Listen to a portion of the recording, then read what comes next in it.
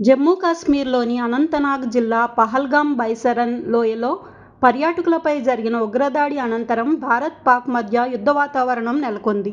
తాజాగా ఈ పరిస్థితులపై అమెరికా ఉపాధ్యక్షుడు జెడి వ్యాన్స్ స్పందించారు. ఉగ్రవాదుల వేటలో భారత్కు సహకరించాలని పాకిస్తాన్కు సూచించారు. భారత్ ప్రతిస్పందన ప్రాంతీయ సంఘర్షణలకు దారితీయకుండా చూడాలని ఆయన కోరారు. ఉగ్రవాదంపై పోరాటంలో భారత్కు అమెరికా అండగా ఉంటుందని ఆయన హామీ ఇచ్చారు. భారత్లో ఉగ్రవాదులు సృష్టించిన మారణకాండ అత్యంత బాధాకరమని జెడి వ్యాన్స్ అన్నారు. దీనికి భారత్ స్పందిస్తున్న తీరు సరైనదే అని పేర్కొన్నారు. పాకిస్తాన్ కూడా ఈ విషయంలో బాధ్యతాయుతంగా వ్యవహరించాలని ఆశిస్తున్నామన్నారు. ఓ పాడ్కాస్ట్కు ఇచ్చిన ఇంటర్వ్యూలో తన అభిప్రాయాలను పంచుకున్నారు జెడి వ్యాన్స్.